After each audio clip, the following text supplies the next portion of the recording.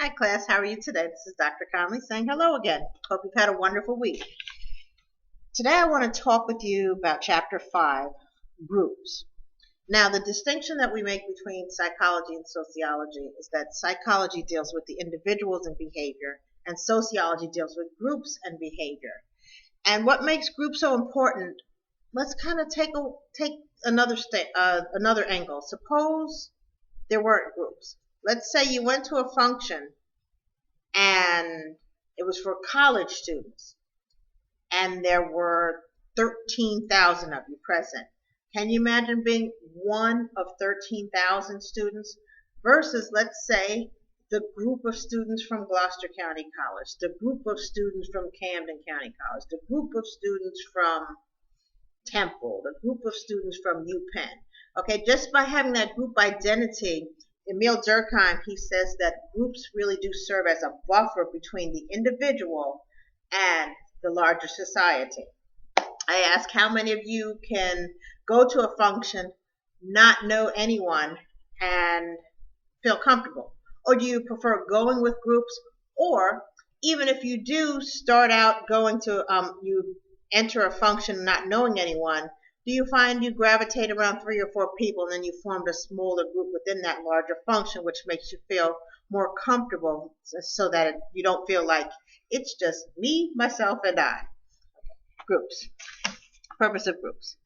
And the largest and most complex group that sociologists study is society. Society, once again, is a group of people who share what 2 things?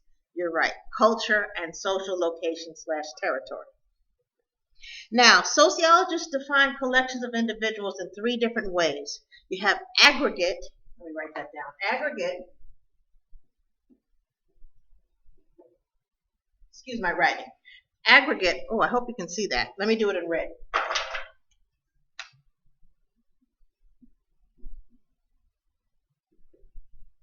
Okay, much better. Aggregate. Aggregates are people who share temporary physical spaces, but do not have a sense of belonging together. Once again, aggregates, people who share temporary physical space, but do not have a sense of belonging together. An example might be when you go into a grocery store. You go into the store, at that temporary time you're sharing the same physical space with all the others in the grocery store, but you do not necessarily feel like they're a part of you or you are with them. Other examples, airplane, just like yesterday on the news, there was certain airline had customers sitting on runways in their planes for like 7 hours. That was an aggregate. And so when you talk about the incident, the aggregate was that collection of individuals who sat on a plane for 7 hours with no food and toilets that weren't flushing. Not a pleasant thought. Okay.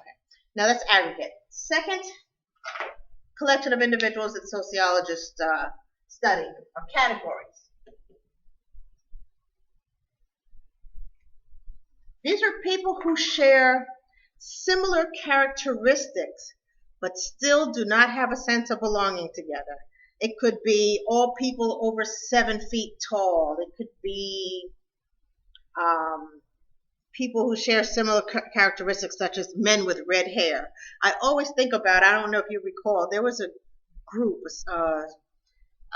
called Simply Red, and the guy had like the red hair, and he's from London. They sang that song, I'll Keep Holding On, and If You Don't Know Me By Now remake. But I just think about him when I think about that. Now, true, he may share physical characteristics with like men with red hair, with other men from red hair from around the world, but they do not have a sense necessarily of belonging together. That's a category. The last collection of individuals, groups. Groups, remember, are people we regularly and consciously interact with. And groups are the only collection of individuals that have a sense of belonging together. There's something that's connected you with the other people as a part of that group. Okay. Now, with groups, there are different types of groups. Primary groups are intimate, long-term, face-to-face associations. Primary groups would consist of family and close friends. They also generate self-esteem and provide values and attitudes that are incorporated into people's identities. Because of these primary groups, and we talk about Cooley's looking glass self, in the chapter 3 on socialization, these groups do help and put deposits in us that help us develop that self-concept. Other type of group is secondary group. They are larger than primary groups, usually more temporary, formal, and impersonal. An example of secondary groups would be college classroom, if you're involved in, let's say, a political party or some interest or activity, you have a sense of belonging together, but it's a little more formal. It's not kind of like you could always, quote unquote, let your hair down, no pun intended. Right. Usually it's based on some specific role. Okay. Now, secondary groups can lead to primary groups. Example would be if you befriend a coworker and they become one of your longtime friends. Also, being college students, they say that the college students are usually friends that you make for life. So you start out in an impersonal classroom, but then perhaps you hit it off and you wind up taking another class with that person. The next thing's like, wow, we kept in touch, and 20 years later you're reflecting back on that same class because you developed that primary group relationship. Now, in-groups and out-groups. In-groups are groups that elicit loyal feelings, and out-groups are groups that elicit antagonistic feelings. Now, I often ask the question, which group is more likely to practice ethnocentrism? Remember ethnocentrism, my way is the right and proper way. That would be more likely an in-group, because in-group are people who you kind of feel like you all are together, you kind of connect, you click, you have similar mindsets. Okay. In-groups can produce a sense of loyalty, superiority, rivalries. Okay. Outgroups. Now, we could take it as far as sports fans. Now, I don't know if I mentioned this, but I'm a native New Yorker. I've lived all over the country, but I'm pretty loyal to New York teams. So, if I were to go across the bridge to one of those 3 stadiums over there where you have predominantly Philadelphia team fans, that would be the in group, the Philly group, and I would be the out group, and where people would elicit antagonistic feelings toward me. Now, have I gone to like a Philly and New York match? No. I'm not quite sure I want to, because I hear, you Philly fans are really loyal, okay? All right, so example of in-group and out-group. Reference groups. Now, reference groups. Have you ever watched a television show and said, wow, I wish my family was like that? Or, oh, I wish we lived like that? Or perhaps even one of your friends. Wow, I wish our family was like that. I wish our house looked like that. Reference groups. Reference groups are groups that we use as standards to evaluate ourselves, whether or not we actually belong to those groups. So with a reference group, you do not have to belong to the group to use it as a standard for evaluating oneself. You know the saying, the grass is always greener on the other side? I say, just be careful. It just might be artificial turf. Okay, so the grass may look green on the other side of the neighbor's fence, but it may be artificial turf. Okay? Social networks. Social networks. These are links that develop between friends, friends of friends, acquaintances, cliques, family, etc.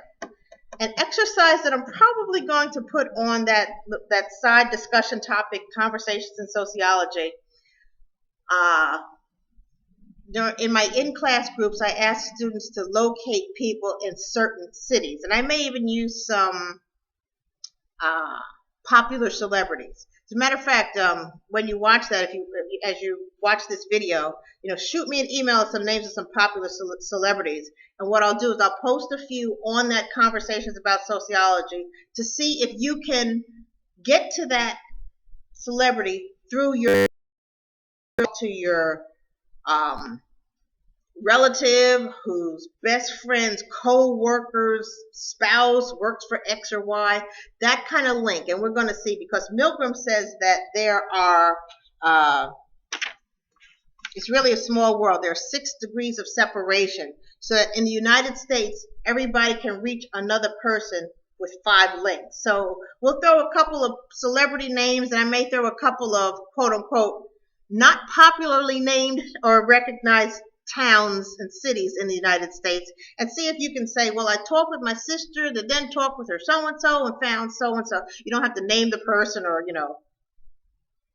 You don't have to name the person or, you know, do an FBI background check on them, but just see if you can find and identify a person. You don't have to look them up, but we'll do some celebrities and we'll do some people who live in towns that may not be that popular.